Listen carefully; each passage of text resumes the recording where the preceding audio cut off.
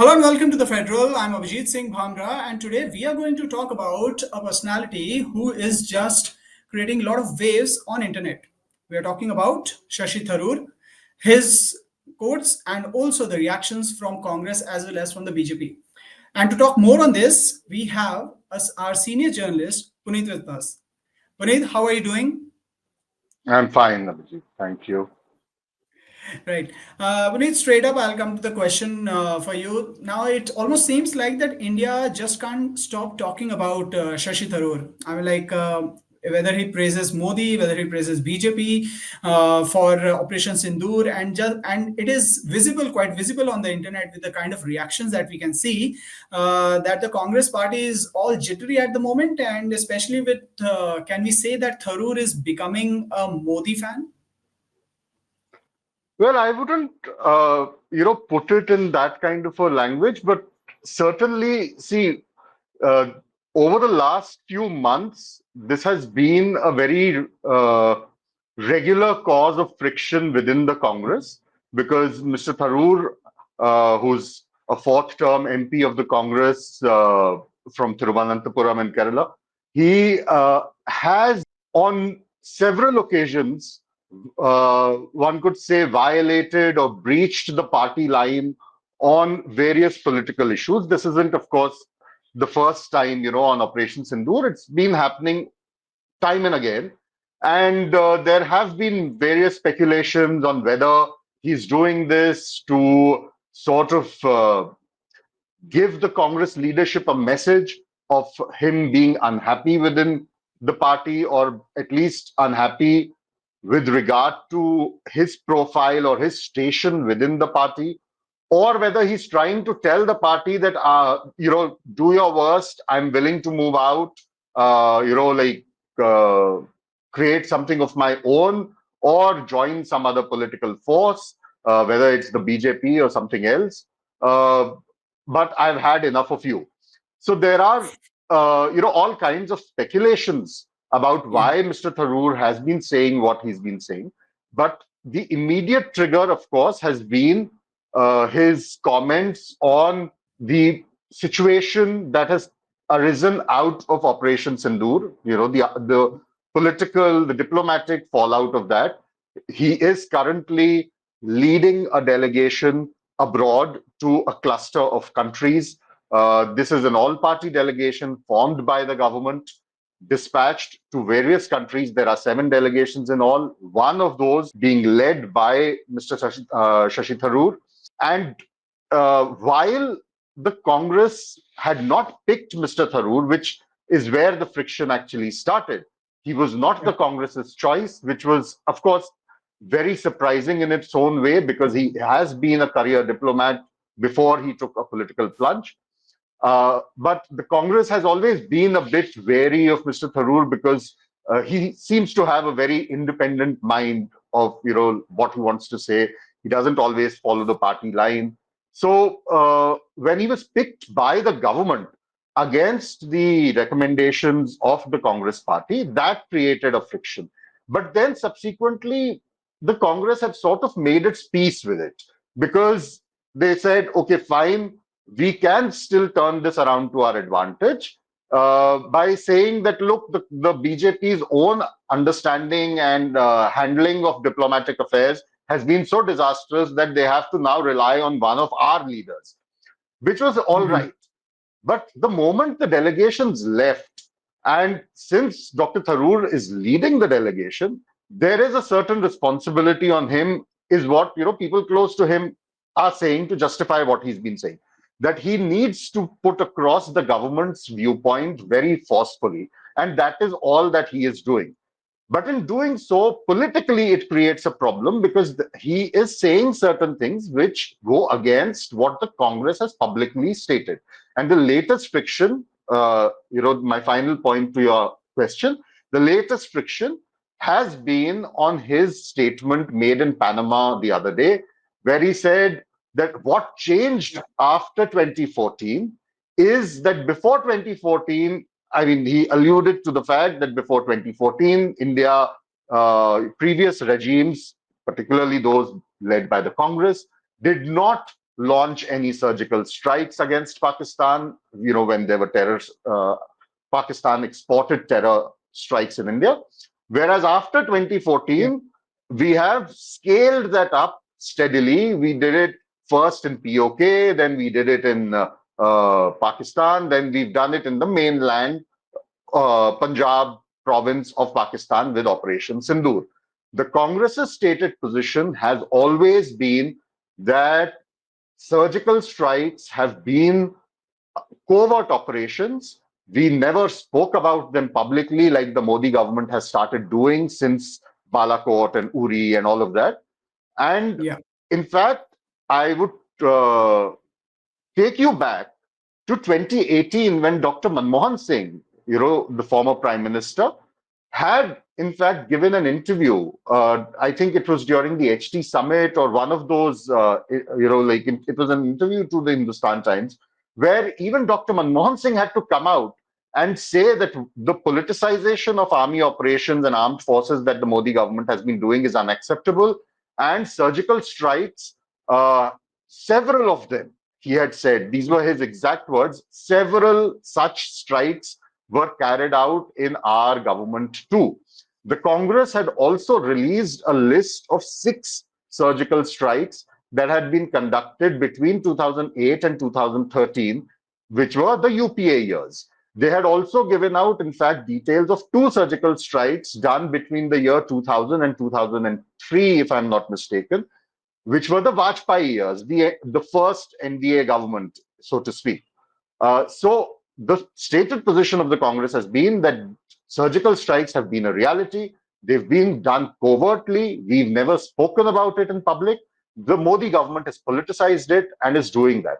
Now, when Mr. Tharoor goes and uses the same line abroad, the Congress's belief is that it's not just about sticking to the brief given to the delegations, but he's gone beyond the brief that has been given to the delegations and he's peddling BJP propaganda. Now, Okay. if you want to call that a conversion to being a Modi fan, uh, that's up to individuals.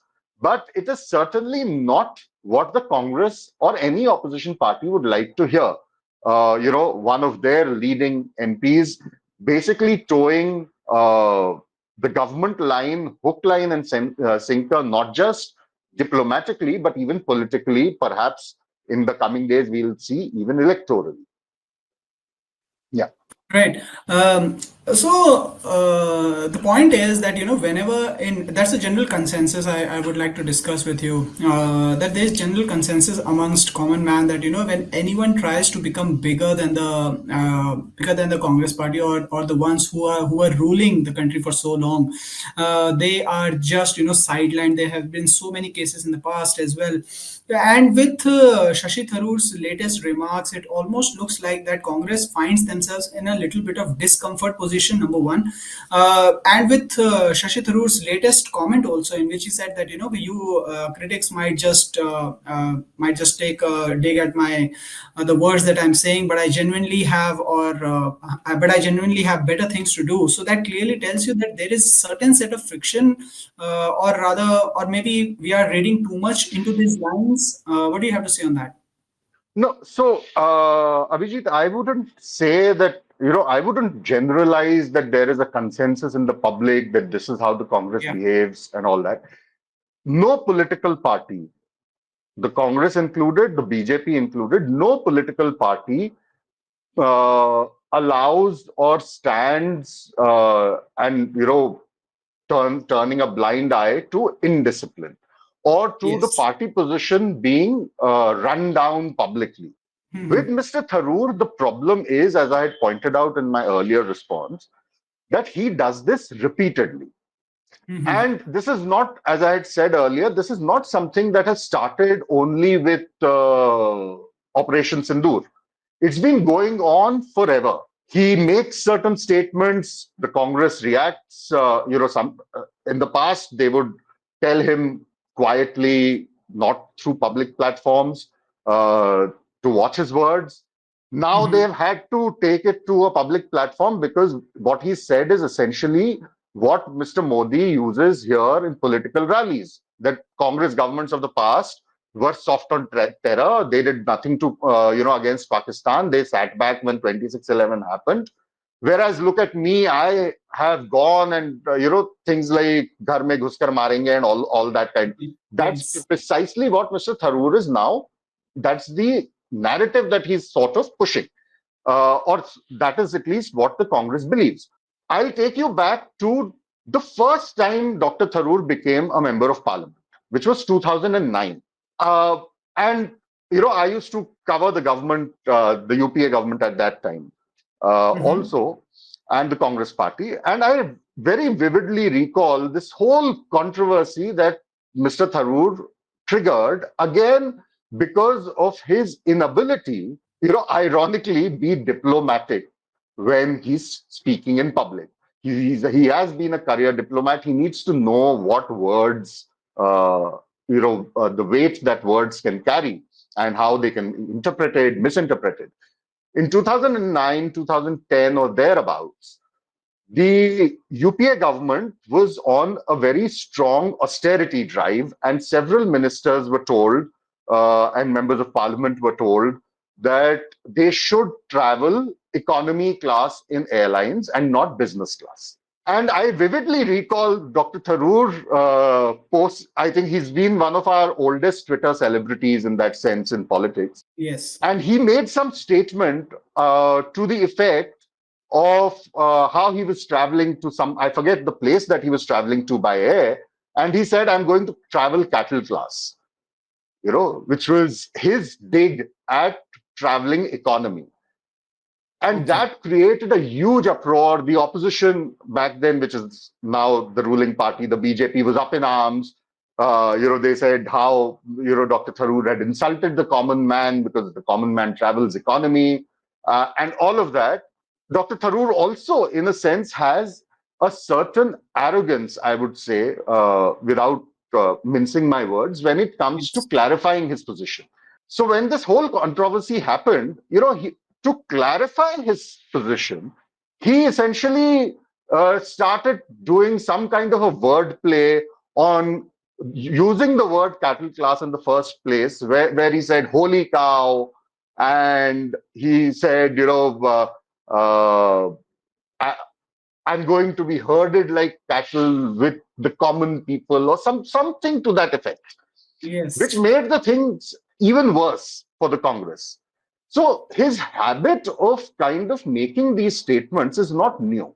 It has progressed from being, what could one at one point in time be called harmless, to being politically very potent, in the current environment. And so when he starts using phrases or statements or narratives which appear at least to be straight out of the BJP's handbook, naturally the Congress will be uneasy. And then he has his own history within the Congress, which adds another layer to, and makes people believe whether, wonder whether it is just Dr. Tharoor's fault, or is it also the Congress that is being petty. Because remember, in 2022, when the Congress was having its presidential election, it's not really a party where leaders publicly go against the wishes of the party high command.